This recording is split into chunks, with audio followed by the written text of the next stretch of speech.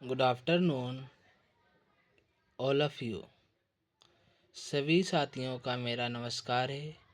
और आज हम त्रिपक्षीय युद्ध मध्यकालीन भारत या मेडिवल हिस्ट्री में हम पढ़ेंगे। तो मैं इस स्लाइड के माध्यम से आपको त्रिपक्षीय संघर्ष के बारे में बताऊंगा।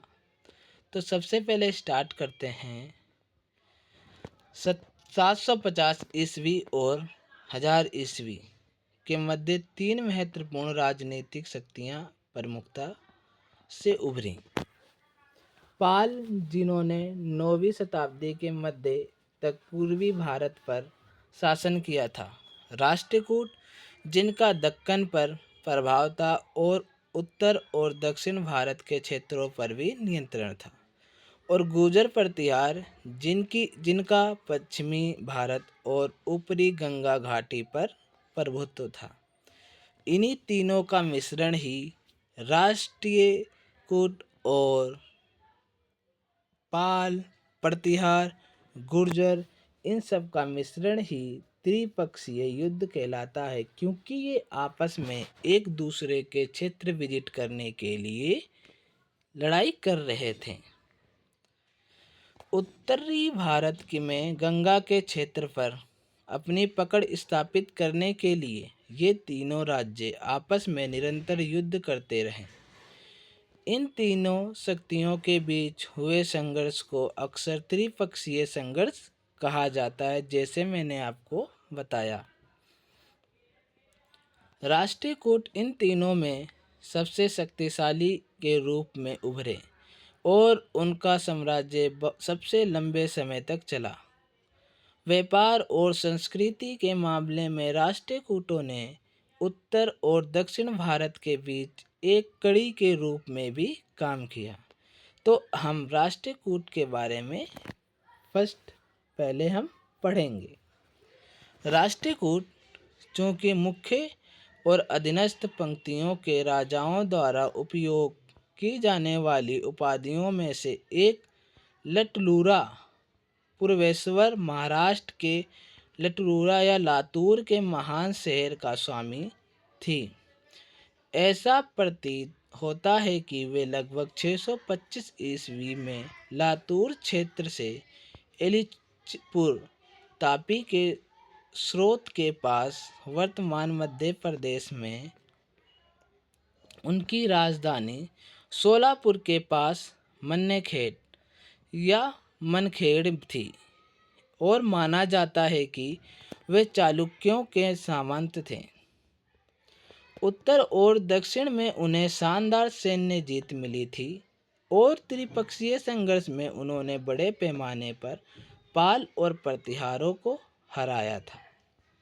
ये ध्यान रखना महत्वपूर्ण है कि भले ही उनके हमलों से राष्ट्रकूट साम्राज्य का गंगा की घाटी में विस्तार नहीं हुआ, लेकिन वे अपने साथ मूल्यवान लूट ले गए और उन्होंने राष्ट्रकूटों की कुख्याति को बढ़ाया। वे धार्मिक रूप से सहिष्णु थे और उन्होंने न केवल शैव और वैष्णववाद का समर्थन किया, बल्कि जैन धर्म का भी समर्थन किया। राष्ट्रकूटों ने केवल मुस्लिम व्यापारियों का स्वागत किया, बल्कि इस्लाम को अपने क्षेत्र में प्रचारित करने की अनुमति भी दी। उन्होंने एलोरा के प्रसिद्ध रोककट शिव मंदिर के निर्माण का श्रेय दिया जाता है। वे कला और साहित्य के भी उदार संरक्षक थे।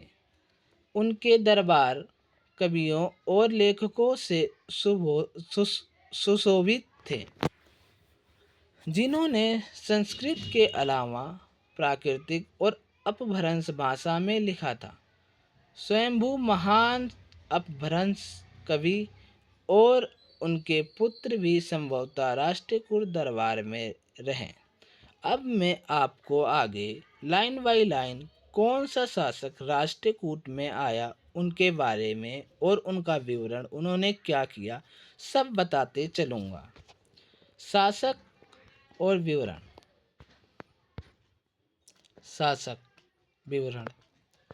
दंती दुर्ग 733 से 756 ईस्वी में प्रथम शासक राष्ट्रकूट यानी चालुक्य राजा का सामंत कृतिवर्मन द्वितीय, जिसने बाद में चालुक्य साम्राज्य के उत्तरी क्षेत्र पर नियंत्रण करके और 733 ईस्वी में सिंहासन प्राप्त कर राष्ट्रकूट साम्राज्य की स्थापना की।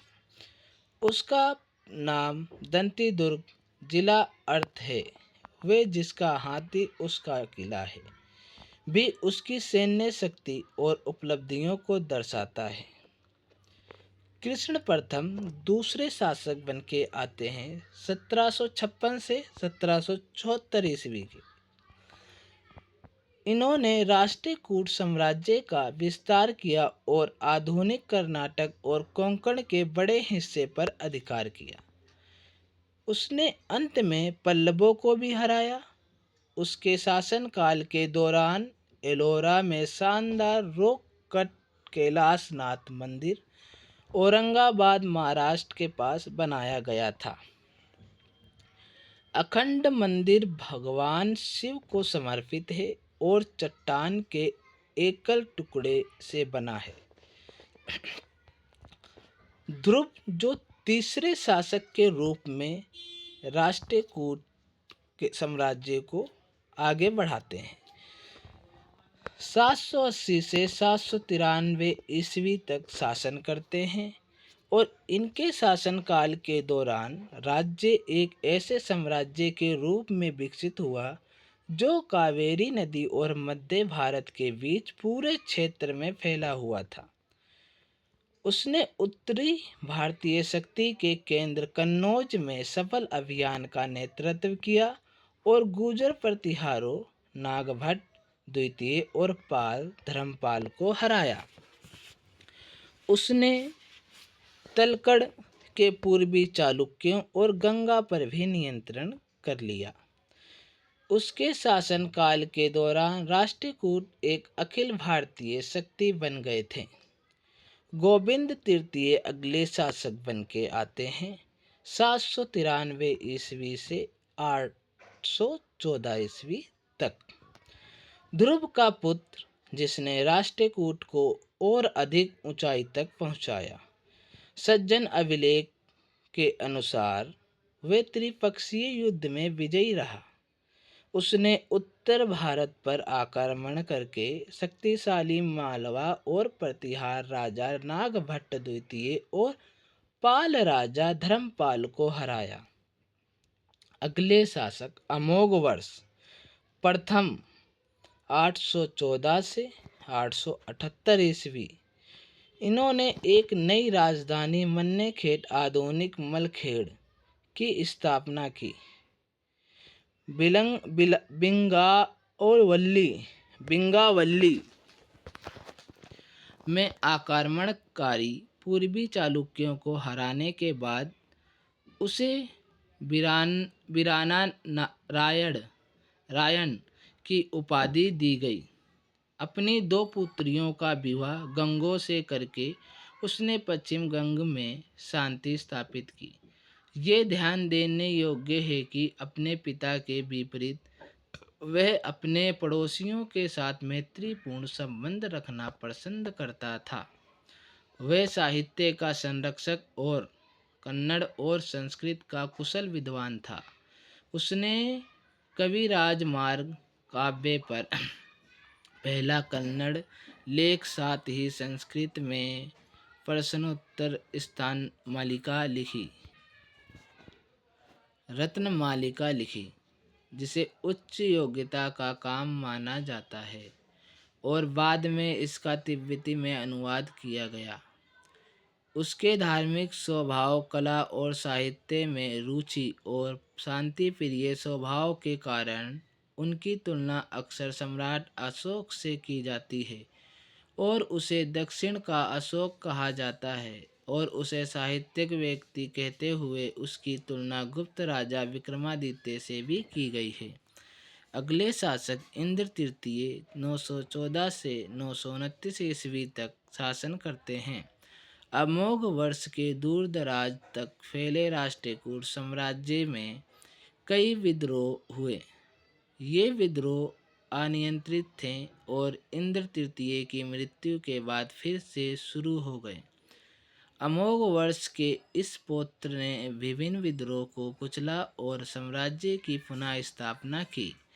915 ईस्वी में उसने प्रतिहार महिपाल प्रथम को हराया और कन्नौज को लूट लिया।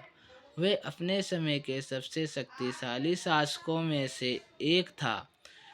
कृष्ण तृतीय अंतिम शासक के रूप में राष्ट्रकूट शासन को आगे बढ़ाते हैं और कार्य करते हैं।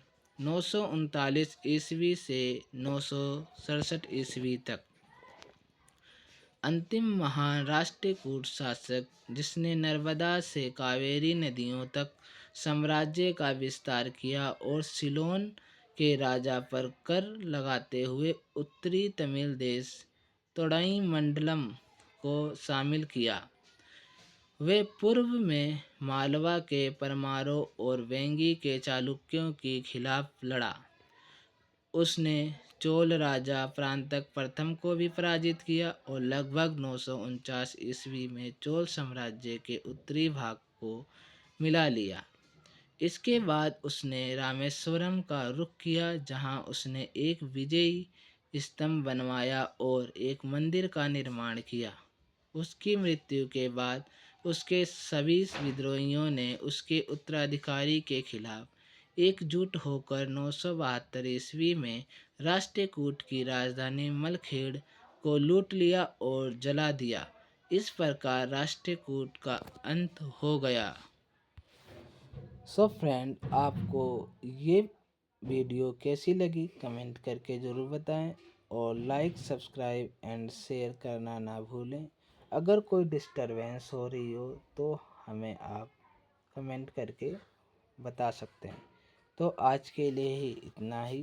नमस्ते, नमस्कार एंड गुड नाइट।